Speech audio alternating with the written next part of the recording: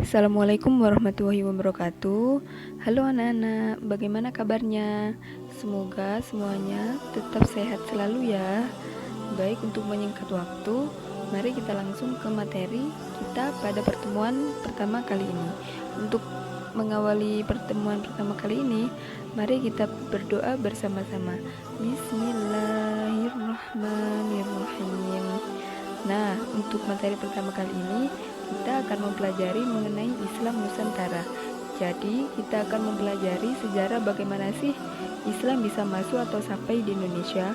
Terus teori-teori apa saja yang melatar belakangi masuknya Islam di Nusantara, bukti-bukti tentang agama Islam di Jawa, dan faktor-faktor apa saja yang dapat membawa Islam hingga masuk ke Nusantara. Untuk lebih jelasnya, mari kita simak video berikut ini ya. Simak video dengan cermat, nanti pada akhir pembelajaran, Bu Guru akan memberi pertanyaan terkait video yang Ibu sampaikan.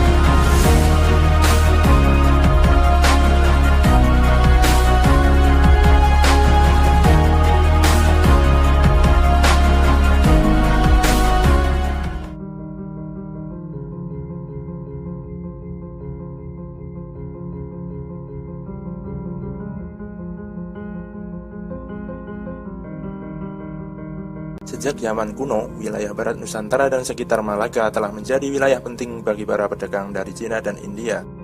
Hasil bumi dari Nusantara menarik minat banyak pedagang. Pala dan cengkeh yang berasal dari Maluku dipasarkan di Jawa dan Sumatera untuk kemudian dijual pada pedagang asing. Pada abad ke-1 sampai 7 Masehi, pelabuhan-pelabuhan penting di Jawa dan Sumatera sering disinggahi pedagang asing. Pelabuhan yang terkenal yaitu Lamuri, Barus, dan Palembang di Sumatera, Sunda Kelapa dan Gresik di Jawa. Berdasarkan berbagai cerita perjalanan Cina, dapat diperkirakan bahwa sejak abad ke-7 telah ada koloni-koloni Arab di barat Laut Sumatera, yaitu di Barus. Namun belum ada bukti yang menunjukkan bahwa pribumi Nusantara telah masuk Islam. Diperkirakan para pedagang Arab ini hanya berdiam untuk menunggu musim yang baik untuk berlayar. Baru pada abad-abad berikutnya, penduduk pribumi mulai masuk Islam, yang bermula dari pribumi yang ada di koloni-koloni pedagang Muslim Arab itu. Menjelang abad ke-13 Masehi, mulai muncul kerajaan-kerajaan yang bercorak Islam di Sumatera, yaitu muncul kerajaan Samudra Pasai, Perlak, dan Palembang. Pada abad-abad berikutnya, muncul pula kerajaan-kerajaan bercorak Islam di pulau-pulau lainnya di Nusantara.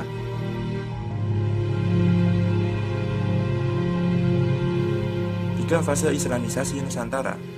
Singgahnya pedagang-pedagang Islam di pelabuhan-pelabuhan Nusantara. Munculnya komunitas-komunitas Islam di beberapa daerah kepulauan Nusantara. Berdirinya kerajaan-kerajaan Islam.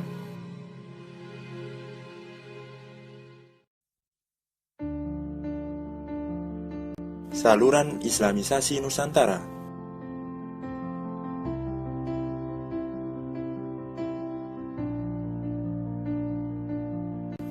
Saluran perdagangan. Awal Islam masuk Nusantara melalui perdagangan. Para pedagang Muslim dari Arab, Persia, dan India banyak yang bermukim di pesisir-pesisir. Kekayaan yang mereka miliki sebagian digunakan untuk membangun masjid-masjid dan mendatangkan para mullah-mullah, dan akhirnya terbentuklah komunitas-komunitas Muslim di daerah pesisir. Saluran perkawinan. Dari segi ekonomi, para saudagar Muslim memiliki status sosial lebih baik dari kebanyakan pribumi, sehingga penduduk pribumi, terutama putri-putri bangsawan, tertarik untuk menjadi istri saudagar-saudagar itu. Sebelum menikah, mereka diislamkan dahulu. Setelah mereka memiliki keturunan, lingkungan mereka makin luas. Akhirnya timbul kampung dan daerah Muslim. Perkembangan Islam semakin cepat dengan adanya perkawinan antara Muslim dengan anak bangsawan, anak raja atau anak adipati. Saluran pendidikan. Semakin meluasnya komunitas Islam, muncullah pesantren-pesantren yang diselenggarakan oleh para ulama. Dari pesantren ini kemudian muncul para ulama-ulama yang kemudian berdakwah ke tempat-tempat lain untuk mengajarkan Islam. Saluran kesenian. Kesenian juga menjadi saluran dalam penyebaran ajaran Islam.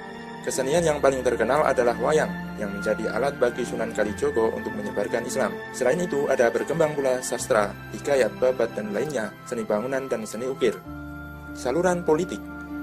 Di Maluku dan Sulawesi, kebanyakan rakyat masuk Islam setelah rajanya memeluk Islam terlebih dahulu. Pengaruh politik raja membantu tersebarnya Islam di daerah ini.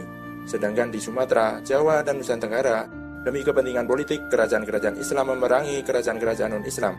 Kemenangannya banyak menarik penduduk untuk masuk Islam.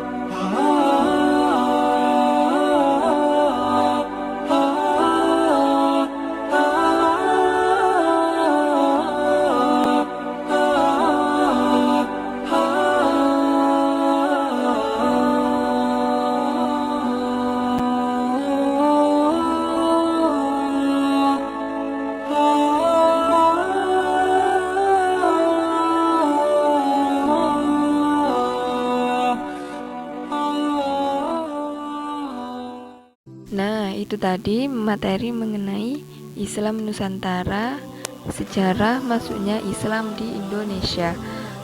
Untuk yang belum paham mengenai materi tersebut, bisa ditanyakan kepada Bu Guru melalui Google Classroom atau WhatsApp. Untuk menjawab pertanyaan yang akan Ibu berikan, silakan disimak kembali videonya atau bisa melihat rujukan atau referensi di buku paket ya.